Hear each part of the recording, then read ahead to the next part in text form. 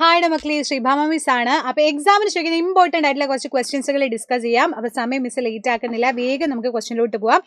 Flow chart പൂർത്തിയാക്കാൻ ചോദിച്ചിട്ടുണ്ട്. ഇവിടെ സീ ഡിസ്പേഴ്സൽ, അതുപോലെ വിത്ത് വിതരണത്തെ ഏതൊക്കെയാണെന്ന് ചോദിച്ചിട്ടുണ്ട്. ഇവിടെ ഫിൽ ഇൻ ദ ബ്ലാങ്ക് പോലെ ഡാഷ് ഡാഷ് ഡാഷ് ഇട്ടാണ് ചോദിച്ചത്. നമുക്ക് പറയാൻ പറ്റും വിൻഡ് വഴി സീ ഡിസ്പേഴ്സൽ നടക്കാറുണ്ട്. എന്താ സീ ഡിസ്പേഴ്സൽ എന്ന് പറഞ്ഞു കഴിഞ്ഞാൽ വിത്ത് എങ്ങനെ വിതരണം ചെയ്യാന്നുള്ളത് അല്ലേ. ഇപ്പൊ വിത്തിന് ഒരു ഭാഗത്ത് മാത്രം ചില സമയത്ത് എന്ത് ചെയ്യാൻ പറ്റില്ല, അവിടെ തന്നെ വളരാൻ പറ്റിയെന്ന് വരില്ല. അപ്പൊ പല സ്ഥലത്തേക്ക് എത്തിക്കണം എന്നുണ്ടെങ്കിൽ പല പല ആളുകളാണ് സഹായിക്കുക. കാറ്റ് വഴിയുണ്ട്, ജന്തുക്കൾ വഴിയുണ്ട്, വാട്ടർ ജലം വഴിയുണ്ട്, ബേസ്റ്റിംഗ് പൊട്ടിത്തെറിച്ചിട്ട് സംഭവിക്കാറുണ്ട് ഇല്ലേ. അതിൽ വിൻഡിനുള്ള എക്സാമ്പിൾ ചെയ്താ അപ്പൂപ്പൻതാടി പേപ്പേഴ്സ് നിങ്ങൾക്ക് തന്നു. പിന്നെ നിങ്ങൾക്ക് വേണമെങ്കിൽ മഹാഗണി എഴുതി വെക്കാം. പിന്നെ ജന്തുക്കളുടെ കേസിൽ പറയുന്ന സമയത്ത് നമുക്കറിയാം മാങ്ങ ആയിക്കോട്ടെ, ചക്കപ്പഴം ആയിക്കോട്ടെ, ഇതൊക്കെ എന്താണ് അണ്ണാരക്കണ്ണനും കാര്യങ്ങളൊക്കെ കഴിക്കുന്നതാണ്. സോ മാങ്ങ, ഞാവൽപ്പഴക്ക ജന്തുക്കൾ. വാട്ടറിലൂടെ പോകുന്നതാണ് തേങ്ങ, നമ്മുടെ കോക്കനട്ട് എന്ന് പറയുന്നത് അല്ലേ. അത് നമുക്ക് അതിനുള്ള എക്സാമ്പിൾ ആയിട്ട് എഴുതി വെക്കാം. പല സിനിമകളിലും നിങ്ങൾ ഈ വെള്ളപ്പൊക്കൊക്കെ വരുന്ന സമയത്ത് കണ്ടിട്ടുണ്ടാവും, നമ്മുടെ ഈ വെള്ളത്തിലൂടെ ഇങ്ങനെ തേങ്ങ ഒഴുകി പോകുന്നത് അല്ലെ. ഇനി പൊട്ടിത്തെറിച്ചത്, കാശിത്തുമ്പ് എപ്പോഴും പൊട്ടിത്തെറിക്കാറുണ്ട് നമ്മൾ പറയാറുണ്ട്. അതുപോലെ കോട്ടൺ പഞ്ഞിയൊക്കെ എന്താണ് പൊട്ടിത്തെറിച്ചിട്ടാണ് പോവാറുള്ളത്. സോ ഇത് വെച്ചിട്ട് അടിപൊളിയായിട്ട് പഠിക്കുക. ഈ ഫ്ലോ ചാർട്ട് ഇങ്ങനെ ഡാഷ് ഡാഷ് ഇട്ട് തരുമ്പോൾ ഏതൊക്കെയാണ് അനുയോജ്യതയുള്ളത് നോക്കിയിട്ട് അതിനനുസരിച്ച് ഫിൽ ചെയ്യാം. അടുത്ത ക്വസ്റ്റ്യൻ, ഇവയിലെ വിത്ത് വിതരണത്തിന് സഹായമായ അനുകൂലനങ്ങൾ എന്തൊക്കെയാണ്? Write the adaptation of sea dispersal in this plant ചോദിച്ചാൽ നമുക്ക് പറയാൻ പറ്റും. ഒന്ന് നമ്മുടെ അപ്പൂപ്പൻ താടിയാണ്. അപ്പൂപ്പൻ താടിക്ക് ഈ ഒരു ഭാഗത്ത് നോക്കി നിങ്ങൾക്ക് കാണാൻ പറ്റും, ഇവിടെയാണ് അതിന്റെ സീഡ് ഉള്ളത് അല്ലെ, അവിടെയാണ് അതിന്റെ വിത്ത് ഉള്ളത്. ബാക്കി അതിന്റെ ഹെയർ പോലെയുള്ള ഭാഗമാണ്. അപ്പൊ അപ്പൂപ്പൻ താടി എന്ന് പറയുന്നത് കാറ്റ് വഴിയാണ് എന്ത് ചെയ്യുന്നത്, ഡിസ്പേഴ്സൽ നടത്തുന്നത് അല്ലെ. കാറ്റ് വഴി നടത്തുന്നതാണ്. എന്തുകൊണ്ടാ? ഭാരം കുറവുള്ള വിത്ത് ഭയങ്കര ലൈറ്റ് വെയിറ്റ് ആയിട്ടുള്ള വിത്താണ്, ലൈറ്റ് വിത്താണ്. അതുപോലെ ഹെയറിലേക്ക് പാർട്സ് എന്ത് ചെയ്യാണ്, ഈ പറഞ്ഞ പോലെ പഞ്ഞിപ്പന്റെ മുടിയൊക്കെ കണ്ടില്ലേ, മുടി ഇരിക്കുന്ന പോലെ നാര് പോലെയുള്ളൊരു മുടിയില്ലേ, ഇതേപോലെ ഹെയർ നാരായിട്ടുള്ള സാധനം പറക്കാൻ വേണ്ടിയിട്ട് നമ്മുടെ അപ്പൂപ്പൻ താടിനെ സഹായിക്കുന്നുണ്ട്. അതുപോലെ തന്നെ കാശിത്തുമ്പയാണ് രണ്ടാമത് വെച്ചിട്ടുള്ളത്. ഇതെന്താണ് മക്കളെ? കാശിത്തുമ്പ പൊട്ടിത്തെറിക്കുകയാണ് ചെയ്തത്, നമ്മളിപ്പോൾ പറഞ്ഞു കഴിഞ്ഞു. അപ്പൊ പൊട്ടിത്തെറിച്ചിട്ടുണ്ടാകുമ്പോൾ വിത്തിന് കുറെ അകലത്തോട്ട് പോകാൻ വേണ്ടിയിട്ട് കഴിയും അല്ലേ. അപ്പൊ ബാൽസത്തില് ബൈ ബേസ്റ്റിംഗ് അങ്ങനെ കുറച്ച് ദൂരത്തോട്ട് അതിന് പോകാൻ വേണ്ടിയിട്ടും പുതിയൊരു ചെടിയായിട്ട് വരാൻ വേണ്ടിയിട്ടും അത് സഹായിക്കും. അപ്പൊ ചില ചെടിയുടെ താഴെ തന്നെ വളർന്നു കഴിഞ്ഞാൽ ചിലപ്പോൾ സൺലൈറ്റ് കിട്ടണമെന്നില്ല, വാട്ടർ കിട്ടണമെന്നില്ല. അതൊക്കെ കാരണമാണ് സീഡ് ഡിസ്പേഴ്സലിന് വേണ്ടിയിട്ട് കാരണമാവുന്നത്. റെഡി? അപ്പൊ ഇതുപോലെ through water and wind, by birds, bursting വഴിയൊക്കെ നമുക്ക് എന്ത് ചെയ്യാൻ പറ്റും, വിത്ത് വിതരണം ചെയ്യാൻ പറ്റും, സീഡ് ഡിസ്പേഴ്സൽ ചെയ്യാൻ വേണ്ടിയിട്ട് പറ്റും. അതിന് പലതിനും പല അഡാപ്റ്റേഷൻ ആണ്. ഇപ്പൊ വിൻഡിന്റെ കേസിൽ ലൈറ്റർ ആണെന്നുണ്ടെങ്കിൽ വാട്ടറിനാണെങ്കിൽ ഫ്ലോട്ട് ചെയ്യാനുള്ള കഴിവ്. ഇപ്പൊ തേങ്ങ നമ്മൾ പറഞ്ഞ വെള്ളത്തിലൂടെ ഒഴുകി പോകും പറയുമ്പോൾ തേങ്ങയ്ക്ക് ഒഴുകാനുള്ള, ഫ്ലോട്ട് ചെയ്യാനുള്ള കഴിവ് അതിനകത്തുള്ളത്, അതേപോലെ പൊന്തിക്കിടക്കാനുള്ള കഴിവുള്ളത് കൊണ്ടും ഒക്കെയാണ്. ഇനിയിപ്പോൾ ബേർഡ്സിന്റെ കേസ് പറയുമ്പോൾ അവർ ഫ്ലഷി ഫ്രൂട്ട്സ് ആണ് കഴിക്കുന്നത്. Gum in the seed having pointed tips ഉണ്ടായിരിക്കും അല്ലേ, അതിങ്ങനെ കറക്റ്റ് കഴിക്കാനുള്ള സെറ്റപ്പും കാര്യങ്ങളൊക്കെ ഉണ്ടായിരിക്കും. ഇനിയിപ്പോൾ ബേസ്റ്റിങ്ങിന്റെ കേസിലാണെന്നുണ്ടെങ്കിൽ എന്താണ്, have pods that explode when ripe അല്ലേ, അത് പൊട്ടിത്തെറിച്ച് ദൂരത്തോട്ട് പോവുകയാണ് ചെയ്യുന്നത്. അങ്ങനെ പല പല അഡാപ്റ്റേഷൻസ് ആണുള്ളത്. വിത്തുകൾ അകലത്തേക്ക് തെറിച്ചു പോകുന്ന, പൊട്ടിത്തെറിച്ച് ജന്തുക്കളുടെ ശരീരത്തെ പറ്റിപ്പിടിക്കാനുള്ള കൊളുത്തുകൾ ഉണ്ടായിരിക്കും. ചില സീഡുകളൊക്കെ ചിലരുടെ, ഇപ്പൊ ചില പുല്ലുകൂടൊക്കെ നടക്കുമ്പോൾ നമ്മുടെ കാലിൽ ആ പുല്ലിന്റെ സാധനം ഒട്ടിപ്പിടിക്കുന്ന നിങ്ങൾ കണ്ടിട്ടുണ്ടായിരിക്കും ഇല്ലേ. അതുപോലെ ജലം വഴിയുള്ളത് പൊങ്ങിക്കിടക്കാൻ വേണ്ടിയിട്ട്, വിത്തിന് ഭാരം കുറവും പറക്കാനുള്ള രോമൊക്കെ ഉണ്ടെങ്കിൽ കാറ്റ് വഴി. ഇത് എക്സാമിന് ചോദിക്കുന്ന ഇമ്പോർട്ടന്റ് ആയിട്ടുള്ള ഭാഗമാണ് കേട്ടോ. ഇത് പഠിച്ചു വെക്കണേ, കാരണം എക്സാമിന് അഡാപ്റ്റേഷൻസ് എന്തായാലും ക്വസ്റ്റ്യൻസുകൾ പ്രതീക്ഷിക്കാം.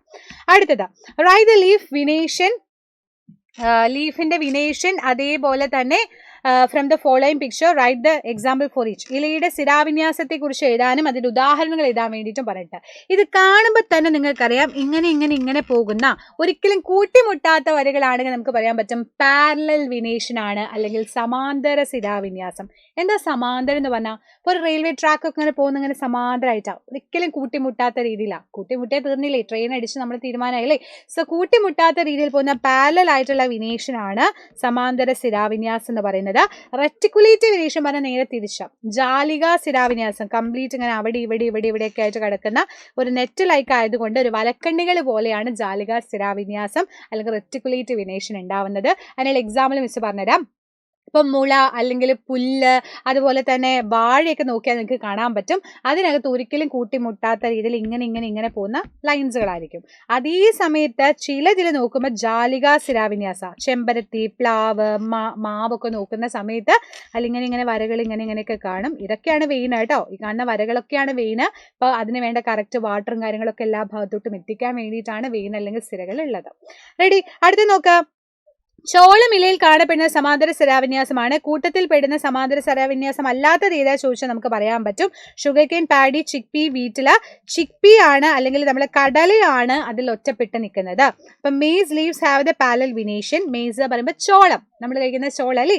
And identify the plants the list that does not parallel venation കാണിക്കുന്ന ഏതാ ചോദിച്ചാൽ ചിക്പി ആണ്, കടലയാണ് എന്ന് പറയാൻ വേണ്ടി പറ്റുന്നു. അടുത്തത്, what is called the root system that has the main root growing down from the base of the stem and several small root growing from it. കാണ്ഡത്തിന് ചുവട്ടിൽ താഴോട്ട് വേരുകളും അതേപോലെ തന്നെ ശാഖാവേരുകളും ചേർന്നുണ്ടാകുന്ന വേരുപടലത്തിന് പറയുന്ന പേരുണ്ട്. അപ്പൊ രണ്ട് രീതിയിലുള്ള റൂട്ട് സിസ്റ്റം പഠിച്ചിരുന്നു. നമ്മൾ ടാപ്പ് റൂട്ട് സിസ്റ്റം പഠിച്ചിട്ടുണ്ട്, ഫൈബ്രസ് റൂട്ട് സിസ്റ്റം പഠിച്ചിട്ടുണ്ട്. അതിലേതാ മക്കളെ? ഈ തായ്വേര് പടലമാണ് അല്ലേ. എന്താണ് ഇപ്പൊ നമ്മുടെ ചക്കയുടെ അല്ലെങ്കിൽ ചക്ക എന്ന് പറയുന്നത് പ്ലാവിന്റെ അല്ലെങ്കിൽ മാവിന്റെ ഒക്കെ താഴ്ഭാഗം നോക്കിയാൽ നിങ്ങൾക്ക് കാണാൻ പറ്റും ഇതുപോലെ കുറെ സാധനങ്ങൾ ഇന്ന് തന്നെ കുറെ അങ്ങോട്ടും ഇങ്ങോട്ടും കുറെ ബ്രാഞ്ചുകളൊക്കെ പോകുന്നത് അല്ലേ.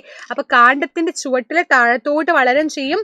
പോരാത്തതിന് അതിൽ പല പല ശാഖകളായിട്ട് സ്മോളർ ബ്രാഞ്ചസ് ആയിട്ട് കാണുന്നതിനെയാണ് തായ്വേര് പടലം. അപ്പൊ തായ്വേര് പടലം താഴോട്ട് പോയാൽ എന്താണ്? പല രീതിയിലുള്ള ബ്രാഞ്ച് ഉണ്ട്, അങ്ങനെയാണെങ്കിൽ തായ്വേര. പഠിച്ചു വെക്കാം. എങ്കിൽ അടുത്ത ക്വസ്റ്റ്യൻ ഉണ്ട്, അതേ പിടിച്ചോ. കാണ്ഡത്തിന്റെ ചുവട്ടിൽ നിന്ന് വളരുന്ന ഒരേപോലെയുള്ള ധാരാളം വേരുകൾ അടങ്ങിയിട്ടുള്ള വേരുപടലത്തിന്റെ പേരുണ്ട്. What is called the root system that has several thin and similar ആയിട്ടുള്ള root growing on the base of the stem എന്ന് ചോദിച്ചാൽ നമുക്ക് പറയാൻ പറ്റും അതാണ് ഫൈബ്രസ് റൂട്ട് സിസ്റ്റം അല്ലെങ്കിൽ നാര് വേര് പടലം. നാര് പോലെ ഇരിക്കും, കണ്ടോ? നോക്ക്, എൻ്റെ മുടിയൊക്കെ പോലെ, എൻ്റെ മുടിയൊക്കെ ഏകദേശം നാരിലേക്ക് പോലെ, ഒരു നാര് പോലത്തെ മുടിയുണ്ട്. അതേപോലെ കണ്ടോ മുടി പോലെ ഇരിക്കുന്നത് കണ്ടോ? ഒരു പുല്ലെടുത്ത് പറിച്ച് പിഴുത് നോക്കുമ്പോൾ നിങ്ങൾക്ക് കാണാൻ പറ്റും. വെറുതെ നോക്കിയാൽ മതി. അപ്പോൾ പുല്ലടിച്ച് പറിച്ച് നോക്കുമ്പോൾ ഈ പിഴുകുന്ന സാധനം ആ താഴെ കാണുന്നത് കറക്റ്റ് ഒരു നാരുകൾ പോലെയാണ്. അപ്പൊ കാണ്ഡത്തിന്റെ ചുവട്ടിൽ വളരുന്ന ധാരാളം വേരുകൾ ഇങ്ങനെ ഫൈബ്രസ് പോലെയാണെങ്കിൽ അതാണ് ഫൈബ്രസ് റൂട്ട് സിസ്റ്റം പറയുന്നത്. The fibrous root system including cluster of similar roots growing from the base of the stem എന്ന് നമുക്ക് പറയാൻ വേണ്ടിയിട്ട് പറ്റുന്നു. അപ്പൊ ഇതും എക്സാമിന് ഇമ്പോർട്ടന്റ് ആയിട്ട് ചോദിക്കുന്ന രണ്ട് ഭാഗങ്ങളാണ്. എടാ പഠിച്ചു വെക്കാം.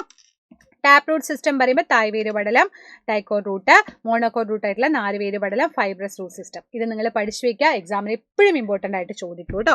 അപ്പോൾ ready. Tap root system is a root system consisting of tap root growing downward of the base of the stem. Branching roots അതിൽ കാണുന്നു. കാണ്ഡത്തിന്റെ ചുവട്ടിൽ നിന്ന് താഴ്ത്തോട്ട് വളരുന്ന ഒരു തായ്വേരും അതിന് ചുറ്റുമായിട്ട് കുറെ ബ്രാഞ്ചുകളും ശിഖരങ്ങളും ഉണ്ടെങ്കിൽ അതാണ് ടാപ്പ് റൂട്ട്. മാവ്, പ്ലാവ് തുടങ്ങിയവയിൽ തായ്വേര് പടലം. എക്സാമ്പിളും പഠിച്ചു വെക്കണേ. മാംഗോ, ജാക്ക് ഫ്രൂട്ട് ട്രീ പഠിച്ചു വെക്കാം. പിന്നെ ഉള്ളത് കാണ്ഡത്തിന്റെ ചുവട്ടിൽ നിന്ന് ധാരാളം നാരുകൾ പോലെയുള്ളതുണ്ടെങ്കിൽ അതാണ് ഫൈബ്രസ് റൂട്ട് സിസ്റ്റം അല്ലെങ്കിൽ നാരുവേര് പടലം എന്ന് പറയുന്നത്. അതിനുള്ള എക്സാമ്പിൾ ആണ് നമ്മൾ ഈ പറഞ്ഞ പുല്ല് പോലെയുള്ള സാധനങ്ങൾ, പുൽവർഗത്തിൽപ്പെട്ടിട്ടുള്ള സസ്യങ്ങളൊക്കെ അതിനുള്ള എക്സാമ്പിളുകളാണെന്ന് പറയാൻ വേണ്ടിയിട്ട് പറ്റുന്നു. അപ്പോൾ ഇമ്പോർട്ടൻ്റ് ആയിട്ടുള്ള ഒരുപാട് ക്വസ്റ്റ്യൻസുകൾ നമ്മൾ പഠിച്ചു. അപ്പോൾ എക്സാം ടൈം ആണ്. നിങ്ങൾക്ക് റിവിഷനും കാര്യങ്ങളൊക്കെ അടിപൊളിയായിട്ട് ഇനിയും ആവശ്യമായിട്ടുണ്ടെന്ന് മിസ്സിന് അറിയാം. സോ അതിന് വേണ്ടിയിട്ടാണ് നമ്മുടെ എൻഡ് ഗെയിം ബാച്ച് ഉള്ളത്. അപ്പോൾ എൻഡ് ഗെയിമിൽ കംപ്ലീറ്റ് ഓറിയൻറ്റഡ് റിവിഷൻസും അതുപോലെ ലൈവ് ക്ലാസ്സും റെക്കോർഡ് ക്ലാസ്സും ഒക്കെ മക്കൾക്ക് കിട്ടും. അപ്പോൾ ആ ബാച്ചിലോട്ടും കൂടെ ജോയിൻ ചെയ്യാൻ വേണ്ടി ശ്രമിക്കുക. ഇനിയും ലേറ്റ് ആയിട്ടില്ല. ഇനി വരുന്ന എല്ലാ പരീക്ഷയ്ക്കും അടിപൊളിയായിട്ട് നിങ്ങൾ പഠിക്കണം. സോ ഇന്നത്തെ പരീക്ഷ, നാളെ വരാൻ പോകുന്ന പരീക്ഷ അടിപൊളിയായിട്ട് തന്നെ നന്നായിട്ട് തന്നെ നിങ്ങൾ എഴുതുക. So all the very best. Thank you so much. Next ലൈവുകളിൽ കാണാം. Bye by.